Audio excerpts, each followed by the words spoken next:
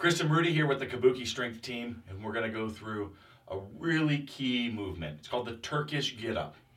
So the Turkish Get-Up, a lot of people are really familiar with in concept, I think.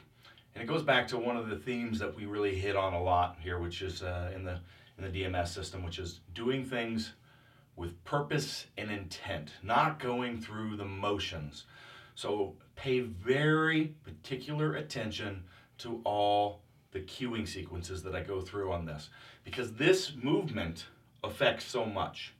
You can fix glute issues, you can fix shoulder issues, you can fix lumbar stabilization issues. So much goes on, and actually is one of the part of it is a developmental reset, developmental kinesiology as well. So you'll see little pieces of this in a lot of other things that we do. So I'm going to walk through and coach this, and Rudy's going to kind of point out some of the key areas as I'm doing this. So real quick, Rudy, if you want to step to the side, I'm going to demonstrate the whole movement itself from beginning to end. And this is a very complicated movement, and there's some easy shortcuts which you do not want to take. Again, it's intent and purpose here. So Chris is starting from the starting position. Go ahead. And I'm going to switch sides. I just wanted to show the roll position. Right. So he's starting from a sideline position, both hands on the bell. Now he's got to the post position. From there, using the arm to brace. Now notice the T position. He still keeps the bar over his core to a stand-up position. So back to a kneeling position, to the hand, to the elbow, back to the post. So some things to be very aware of that I want you to be focused on while you're doing this is always having the arm locked out.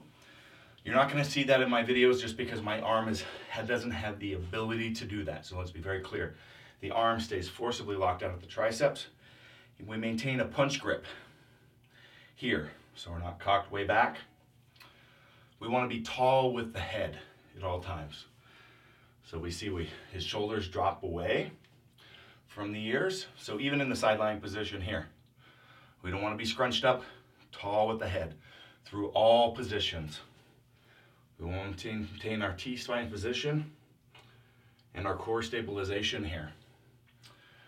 When I'm grabbing the ground, I'm rooting with my hand through the palm right here, or again, rooting with the feet via our rooting videos.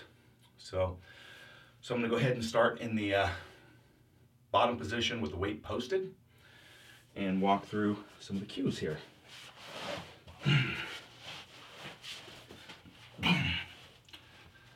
So left leg is roughly out to a 45 and posted up with the knee. I'm driving with the heel.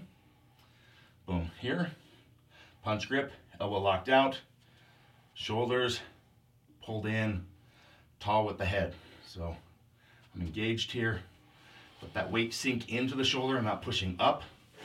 This leg's out a little bit and straight. Arm posted at a 45 to the side. Now I'm going to drive onto that arm with a stabilized core. Watch that there is no crunching movement whatsoever. Watch the rigid core drive to this posted elbow. Again. Boom. Don't let this roll out to the side here. So you see my shoulder position, my position here. I'm going to fix here. Elbow planted to shoulder to bell, all stacked. Nice T position there. Okay, so watch this. If I give here, I lose all of that. Boom, tall with the head. I'm gonna lay my hand flat. I'm gonna push up onto it. If I need to move to get more comfortable, I can. Then I'm gonna drive with the straight leg to a high hip position. Boom. Again, shoulders stacked, not rolled out. Gonna swing this leg under. and then post up on top of it. So now he's in the kneeling position, and from there, These are the first 4 positions. The rest of the positions will be covered in another video. So from here to come down, I'm going to take my hand out in front of me, swing through, boom, to the elbow. Notice again I'm rolled out, fix, no crunch, back down. Then I would clasp and roll to the side, if there wasn't a wall there. complicated movement, but you can see all the cueing that can take place there, all the coaching that can take place. So that's the Turkish get up, the first 4 positions of the 7 positions. How do you feel after that? It's a challenge, is it not? It is a challenge. Yep. Purpose and intent. When you're doing Turkish get-ups, it's not about conditioning. It's not about the weight. It is to practice to be better. Every rep. Did I cue all the stuff? Could I have done it better? Could I have done it cleaner? It is not, how fast can I do it? Can I do it as part of my Metcon? Right. Can I add weight? That is not the point. So starting off with a new client, I mean, learning the movement is key. Just getting each position down properly, making sure they're not crunching, they're rolling, they're bracing. So all of that, learning that is the key to this deal. Ultimately, like you say, it's not how many reps and sets can I do, but can I do this movement properly? The downward movement is just as important as the upward movement. Good point. So that is all practice in reverse as well. So again, have fun with the first part of the Turkish get up, and come back and watch positions 4 through 7.